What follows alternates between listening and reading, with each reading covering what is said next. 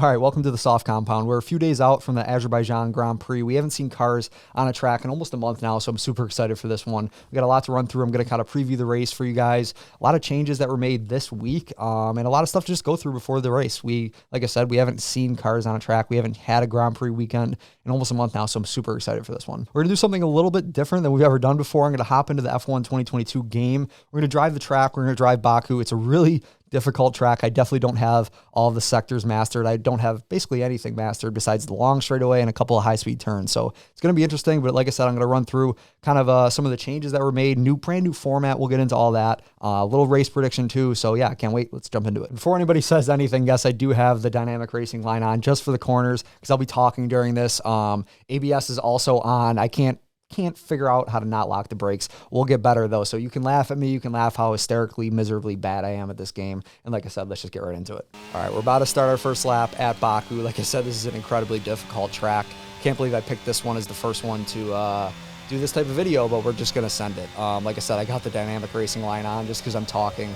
And not going to lie, if I was just playing the game, I'd probably use it too. But yeah, new format. Announced, 2 days ago, 3 days before the race.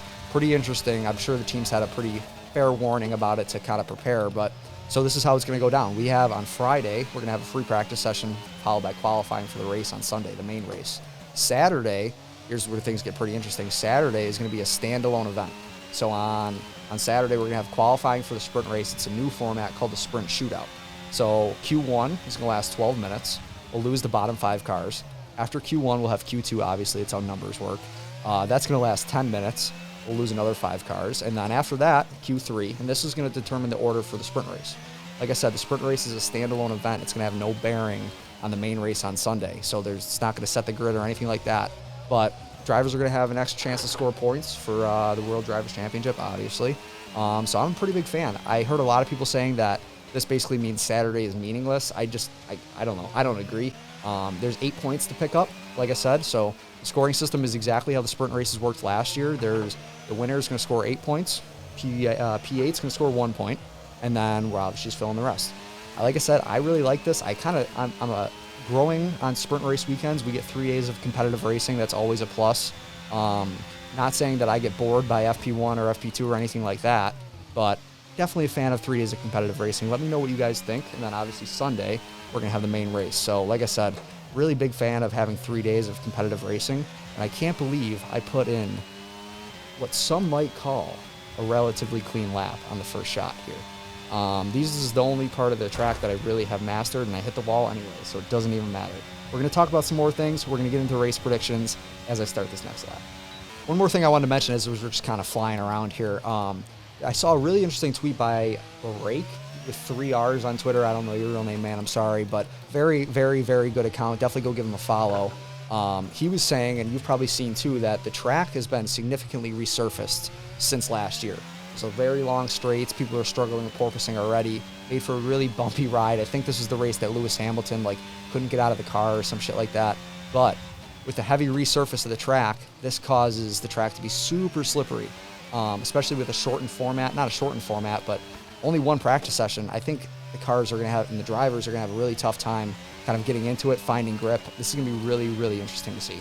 All right, as we make our way onto another lap, onto the next part of this video, before we get into any sort of predictions, because we got a lot to say about that too, I want to talk about Mercedes. Some changes that they've been making. George Russell says they've been working really hard, and not all of it has to do with the car, so I want to talk about it. The main changes have to do with personnel.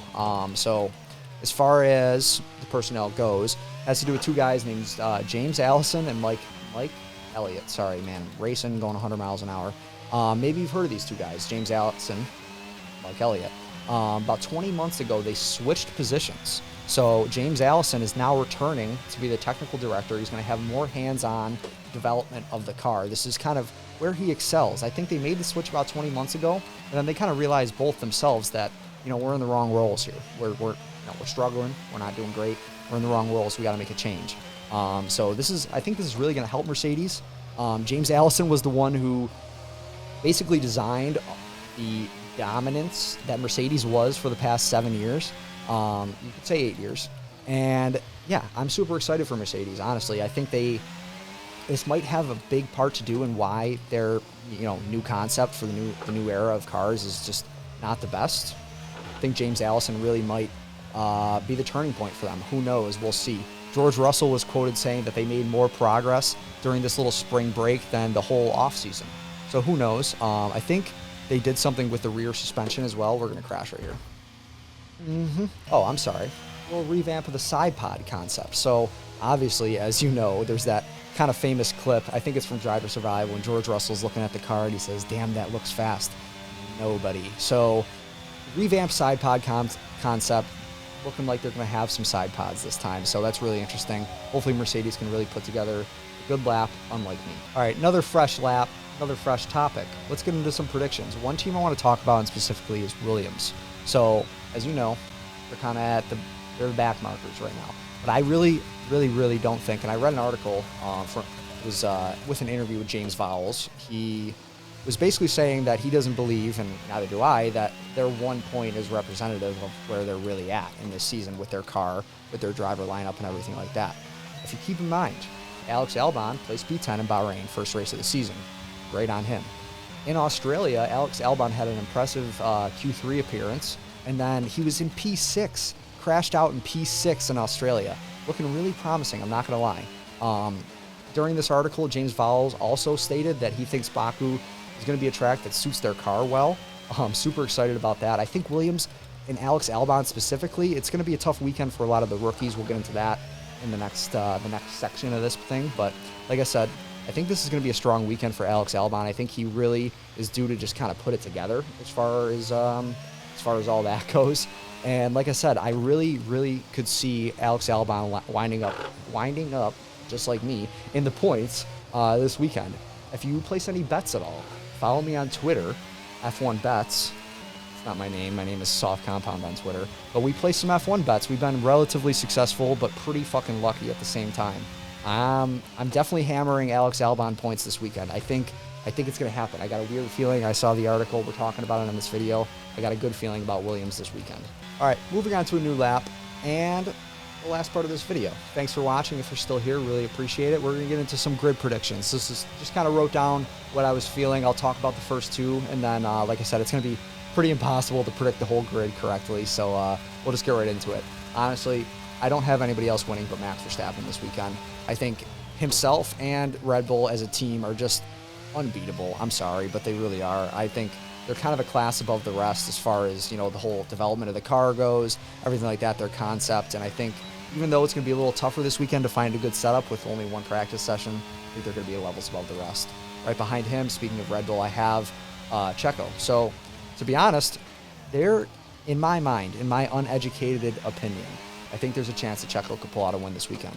He's a street circuit master. We picked him in Saudi to win, and obviously we got a little lucky with Max. I think he had a drive shaft failure but in qualifying, but Checo did win. He has a very good track record at street circuits like this one.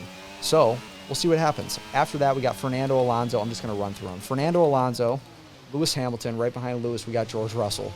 George Russell followed by Charles Leclerc and Carlos Sainz, the two Ferrari boys. Charles Leclerc just released a single. Go stream it. After that, we have Lance Stroll. He's a lock for points every weekend. I think he's got a great car under him. Behind him, we have Nico Hülkenberg, Alex Albon. Let's make the turn as we read off the sheet. Lando Norris, Esteban Ocon, Valtteri Bottas. We're in the wall. Give me this. P10, Alex Albon. P11, Lando Norris. We got Esteban Ocon, Valtteri Bottas, Zhou Guanyu, Oscar Piastri, Yuki Tsunoda, Pierre Gasly. Piastri and Gasly. I just noticed that they sound super similar. Pierre Gasly, Kevin Magnussen, Nick DeVries, and Logan Sargent. I think the rookies are going to have a tough time this weekend, to be honest, with a brand new format. I don't know how many of them have actually done a sprint before. At this track, new format, resurfaced. See if that'll play a potential issue.